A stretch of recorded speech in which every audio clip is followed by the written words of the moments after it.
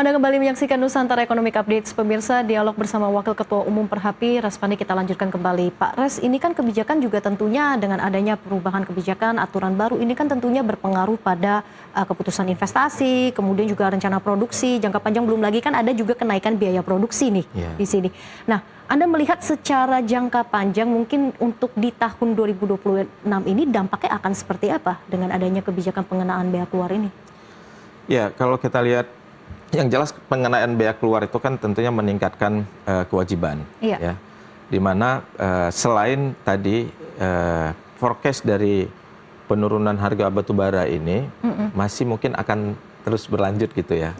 Karena itu tadi cadangan dunia ini masih banyak ini, 1 triliun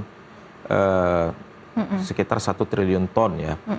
Nah, jadi saya melihatnya pada saat pengenaan bea keluar, peningkatan kewajiban itu di tengah dengan peningkatan juga biaya produksi. Iya, itu dia. Nah, itu juga forecast penurunan harga, lalu biaya produksi bertambah, tambah lagi tekanan mungkin tambahan dengan bea keluar.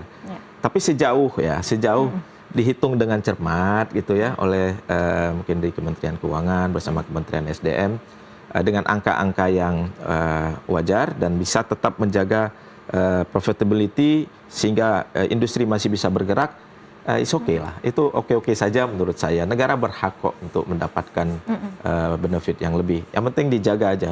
Biaya produksi itu kan sekarang peningkatannya juga luar biasa ya dengan pertama gini, batubara dengan SR stripping ratio ya biar dipahami. Stripping ratio itu adalah besaran tanah penutup yang harus dibuka untuk mengambil 1 ton batubara. Gitu ya. Berapa BCM yang harus dibuka. Nah, jadi saat ini tuh yang stripping rendah itu semakin sedikit gitu. Jadi hampir kebanyakan batubara Indonesia itu strippingnya mulai meningkat sehingga cost operasi tinggi. Yang kedua adalah ada juga kan kebijakan yang mungkin dari sisi perspektif tertentu kita anggap baik untuk menggunakan B40.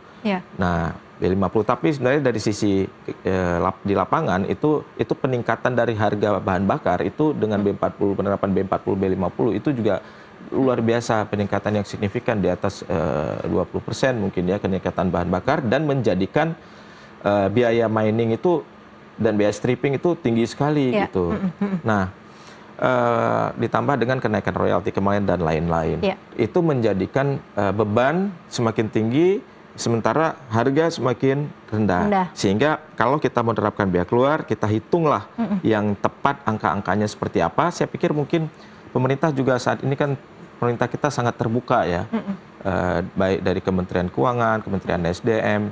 Mungkin dengan melibatkan pelaku-pelaku usaha dalam merumuskan formula yang baik, dengan berkomunikasi dengan baik, saya yakinlah kebijakan ini ke depan akan bisa tetap dilakukan dengan baik untuk bisa menjaga tingkat profitability dan negara bisa dapat yang lebih juga gitu. Oke, Pak Res, jadi menurut Anda mungkin saran dan rekomendasi apa yang Anda bisa berikan untuk pelaku industri dalam menanggapi dan juga merespon adanya kebijakan pengenaan bea keluar khususnya untuk minerba batubara? Seperti apa? Ya, saya pikir industri, pelaku-pelaku industri, karena saya juga bagian dari praktisi ya, dan Perhapi itu adalah perhimpunan ahli pertambangan yang banyak praktisi tambang itu menjadi anggota Perhapi sampai 15.000 orang. Nah, praktisi-praktisi ini dia paham betul sebenarnya situasi lapangan seperti apa. Nah, kita sering membuat kajian-kajian. Nah, kajian-kajian kita ini kita deliver lah ke pemerintah gitu ya. Kita ajak, seperti saya kemarin juga diajak bicara sama Kementerian Keuangan mengenai porsi royalti yang ideal itu seperti apa. Nah, kita bikin simulasinya yang saya bilang. Makanya tadi saya menemukan pola TGT yang terbalik tadi. Nah, ini nanti kalau didalami lagi, berkomunikasilah dengan pemerintah dengan baik. Pemerintah juga pasti tidak inginlah pemerintah ini menghancurkan dunia usaha. Ya, Kementerian Keuangan kan kita lagi ingin menggenjot justru pertumbuhan ekonomi.